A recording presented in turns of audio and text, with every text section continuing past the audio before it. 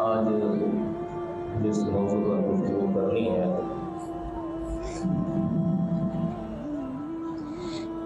آپ لوگوں کو اندازہ ہوگا میں نے گزشتہ ایام میں ایک بات کی تھی، بلکہ پچھلے جمعہ المبارک میں نے کہا تھا کہ رسول کریم صلی اللہ علیہ وآلہ وسلم کا میلاد مناؤ، اور اس میلاد منانے پر ہمیں کسی قسم کی کوئی دلیل کی ضرورت نہیں ہے، اور نہ ہمیں دلائل بیان کرنے کی ضرورت ہے۔ اب بھی میں وہی سمجھتا ہوں کہ بھئی عاشقوں کو ضرورت نہیں ہوتی دلائل کی، وہ دلائل کے محتاج نہیں ہوتے، لیکن باوجود اس کے میں کچھ باتیں آپ کے سامنے عرض کر دینا ضروری سمجھتا ہوں۔ ویسے میں یہ باتیں نہیں کرتا ہوگا، لیکن معاملہ ہوا اس طرح۔ کل میں ایک پروگرام تھا ملتان کے اندر، جو ہے کالج ہے، تو انہوں نے مجھے بلایا کہ آپ آئیں اور بیان کریں۔ تو کالج میں بیان کرنا تھا، تو میں نے اسی حوالے سے ہی جو ہے گفتگو دیکھی، جیسے ہمارے طلباء کا ایک مزاج ہوتا ہے۔ وہاں پر جب میں گیا،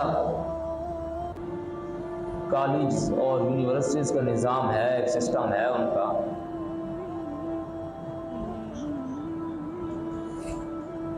خیر تکلیف ہوئی بڑی، اور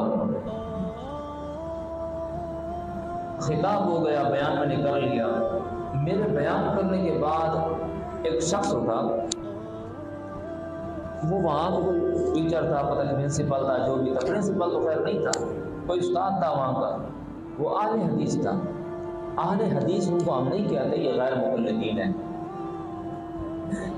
تو اس شخص نے کہا کہ میں نے جو ہے آپ کے سامنے 2 آیات قرآن کی جو ہے تلاوت کرنی ہے۔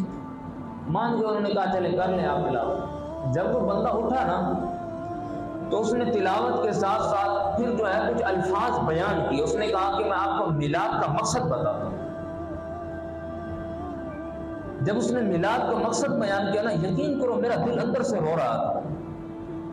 مطلب یہ ہے کہ ہم وہ سنتے تھے نا کہ یار نقص ڈھونڈے، عیب ڈھونڈے، نقص ڈھونڈے حضور کی شان کے اندر، یعنی کہ مثال کے طور پر کمی کرتے، یہ الفاظ ہم سنتے تھے کہ حضور کی شان کے اندر یہ لوگ کمی کرتے۔ لیکن اس وقت میں نے حقیقت میں دیکھا کہ وہ ایسے الفاظ بیان کر رہا تھا کہ میں حیران ہو کے رہ گیا۔ میں نے کہا ان کا تو یہ مطلب دور دور تک نہیں بنتا، کیسا مشن تم جو ہے قوم کو بتا رہے ہو، کیسی سوچ جو ہے تم قوم کو دے رہے ہو۔ یار اتنا چلے گئے تم، حضور کی نفرت میں اتنا نیچے ہو گئے کہ اب جو بیان نہیں بنتا، جو بات کا مطلب نہیں بنتا، وہ بیان کرو گے تم اپنا نظریہ قائم کرنے کے لیے۔ کہا جی وہ فلانے کے ساتھ یہ معاملہ ہو گئی، اس طرح کے اس نے الفاظ، اور اس نے یہ کہا، اس کے الفاظ میں ایک لفظ یہ تھا، وہ کہہ رہا تھا کہ محمد کو ان کی پیدائش جب ہوئی، سب سے پہلے تو ہم جب نام لیتے ہیں تو کہتے ہیں سرور کہوں کہ مالک و مولا کہوں تجھے، اور باغ خلیل کا گل زیبا کہوں تجھے۔ ہم تو محمد نہیں کہتے، ہاں جی، ہم تو نام ابے کا کوئی نام لیتے ہیں، والد محترم ابا جی، ہاں جی، بزرگوں، اس طرح وہ اتنا ہلکے انداز میں محمد۔ اللہ اکبر، ہمارے، میں خدا کی قسم فخر کرتا ہوں کہ یا اللہ تیرے در پہ لاکھ شکر ہے کہ تو نے ہمیں اہل سنت مسلک بریلوی کے اندر پیدا فرمایا۔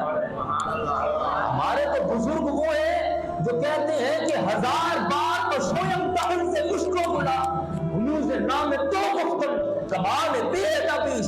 ہمارے بزرگ کہتے ہیں کہ یا رسول اللہ 1000 مرتبہ میں اپنی زبان کو، اپنے دہن کو، اپنے منہ کو اگر اگر مشک و گلاب کے ساتھ دھو لوں، ارکے گلاب کے پانی کے ساتھ دھو لوں، 1000 مرتبہ دھو لوں، پھر بھی آپ کا نام لینا اس زبان سے میں بے ادبی سمجھتا ہوں۔ ہمارے بزرگوں کے عشق کا اندازہ کیجئے اور ہمارے بزرگوں کا ایک ادب جو تھا اس ادب کا اندازہ کیجئے۔ وہ کہتے ہیں کہ 1000 بار بشویم دفن سے مشکل گلاب، 1000 مرتبہ بھی یا رسول اللہ کے کان دھو لینا، آپ کا نام لینے کی ہماری اوقات نہیں ہے، ہم اتنے کمینے لوگ ہیں۔ لیکن وہ وہاں پر بیٹھ کے جو کہتے ہیں محمد بن عبداللہ، محمد بن عبداللہ، اللہ اکبر، اتنا ہلکے انداز میں حضور کا نام لینا، اور پھر آگے کہتا کہ ان کو تو جناب والا کوئی جانتا ہی نہیں تھا۔ جب حضور پیدا ہوئے حضور کو کوئی نہیں جانتا تھا۔ اللہ، میں کہ روح البیان کے اندر لکھا ہے کہ جب آدم علیہ السلام نہیں نہ پیدا ہوئے تھے، آدم کی پیدائش سے 24,000 سال پہلے مصطفیٰ کا تذکرہ موجود تھا، مصطفیٰ کا ذکر موجود تھا، اور کہتے ہیں کہ مصطفیٰ کا جو نور پیدا ہوا تھا نا آدم کی تخلیق سے 24,000 سال پہلے، وہ اللہ کی تسبیح بیان کرتا تھا، اور فرشتوں نے اس نور سے سن کر اللہ کا ذکر یاد کر لیا، اور فرشتوں نے نور مصطفیٰ سے تعلیم حاصل کی، اور آج تک وہ اللہ اللہ کرتے جاتے ہیں۔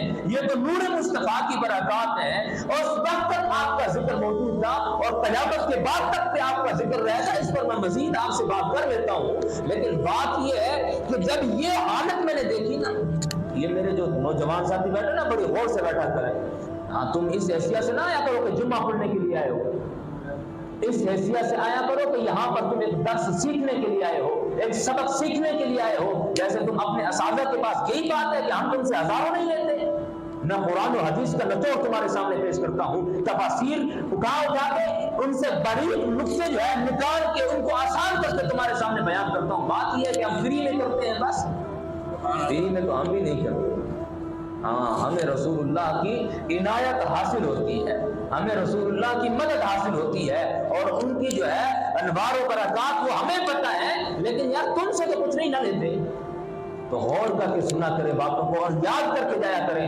آج میں تمہیں بتاتا ہوں کہ سن لو میرے مصطفیٰ کا ذکر کتنا بلند ہے۔ سب سے پہلی بات کہ حضور محمد تھے، حضور کو کوئی نہیں جانتا تھا، یہ سارے تمہیں کہنے میں لگ جائیں گے، یہ سارے تمہیں یہ درس دیں گے، لیکن حضور کے عشق کا درس تمہیں جہاں سے ملے گا وہ منبر مصطفیٰ ہوگا، اور اس پر بیٹھا حضور کا کوئی غلام ہوگا، تو تمہیں پھر بتائے گا کہ حضور کا مقام کیا ہے۔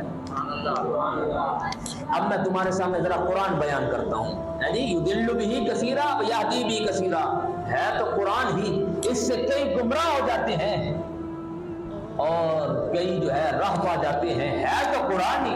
آپ بھی کہیں مولانا پڑھتے تو قرآن ہی ہے، تو میں نے کہا اللہ بھی یہی فرما رہا ہے کہ اسی قرآن کو پڑھ کر ذلیل ہو جاتے ہیں، اسی قرآن کو پڑھ کر گمراہ ہو جاتے ہیں، اور کوئی ہے وہ بخاری کے حوالے پیش کرتے ہیں، اور ہم تو یہ کہتے ہیں کہ بے عشق نبی پڑھتے ہیں جو بخاری، آتا ہے بخار ان کو نہیں آتی بخاری۔ اگر جناب والا بخاری پر بھی عبور حاصل کرنا ہے اور قرآن پر بھی راہ ہدایت پانی ہے، تو سب سے پہلے عشق مصطفیٰ کو سینے میں بٹھانا ہوگا۔ اگر حب مصطفیٰ نہیں ہے، اللہ اکبر،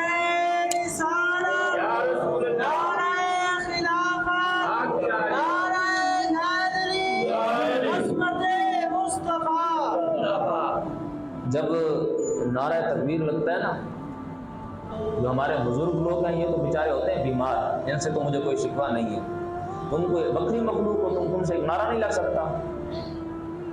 جب تم نعرہ تکبیر لگاتے ہو تو نعرہ تکبیر کا مطلب کیا ہے کہ دونوں ہاتھوں کو بلند کر لینا، اور پھر کہنا کہ اللہ کا نام بہت بلند ہے، اللہ کا نام بہت بلند ہے۔ تم ہاتھ نہیں اٹھاتے یار، لگاؤ ذرا نعرہ تکبیر، نعرہ تکبیر، نعرہ رسالت، نعرہ خلافت، نعرہ حیدری، اس طرح نعرہ لگایا کرو۔ تم بڑے مخلوقات لوگ اصولت ہو کسی، ہاں تمہارے ہاتھ نہیں اٹھتے۔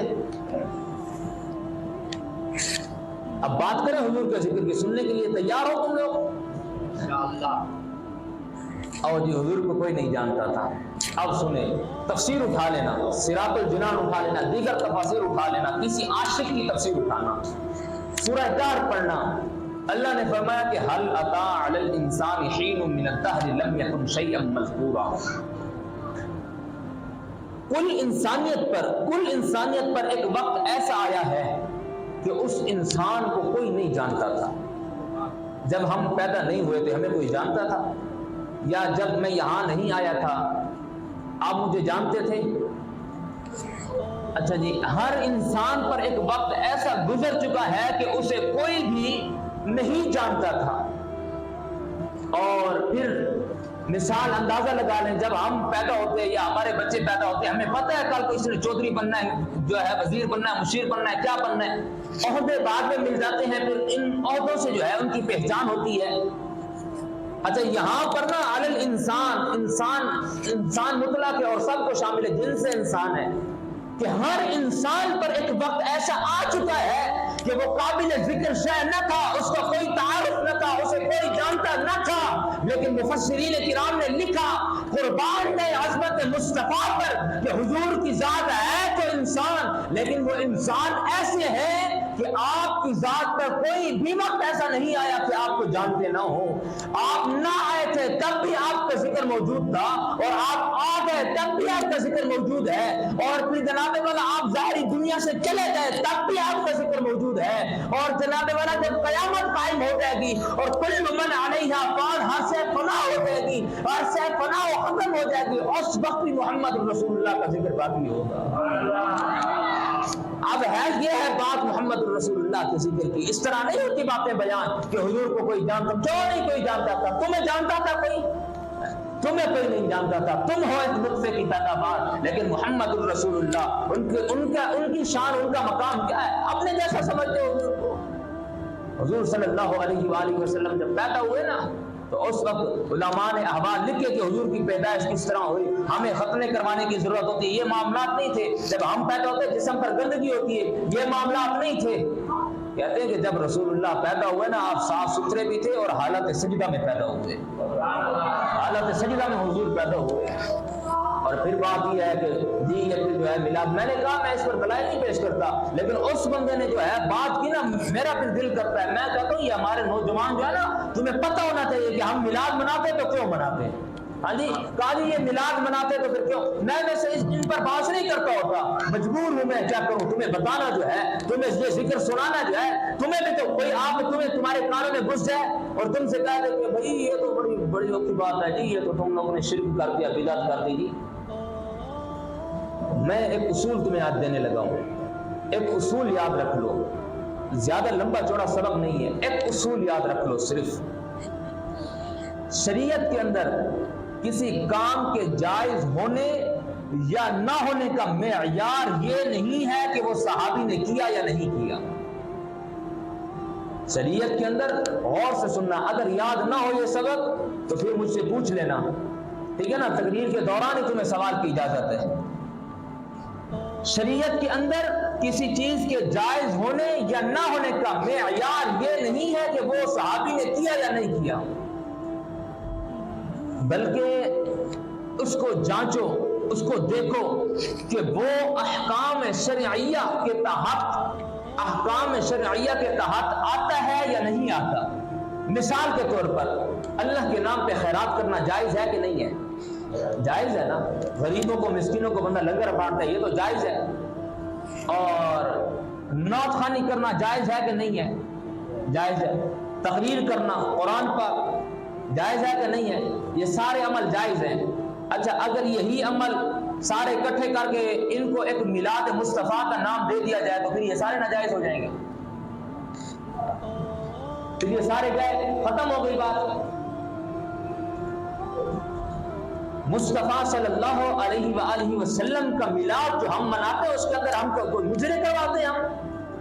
تم نے چلو یار تم مجھے بتاؤ، تم نے ممبروں پہ بیٹھ کے علماء سے اتنا سنا کہ یار یہ گانا حرام ہے، اب تم چلے جاؤ دیگر مساجد میں چلے جاؤ، کوئی بھی مسجد والا یہ نہیں کہہ رہا ہوگا کہ مجرے کرانا حرام ہے، داڑھی منڈوا دینا حرام ہے، اور جناب میرا کنجروں پر پیسے نچھاور کرنا حرام ہے، شرابیں پینا حرام ہے، یہ تمہیں شاید کوئی بتا رہا ہو، لیکن ہر مسجد سے یہ آواز آ رہی ہوگی کہ ہاں بھائی میلاد منانا حرام ہے، کیونکہ میلاد کے اندر بیٹھ کے اللہ اور اس کے رسول کا ذکر جو ہے۔ اللہ اور اس کے رسول کا ذکر جو ہوتا ہے وہاں سے ان کو تکلیف ہے.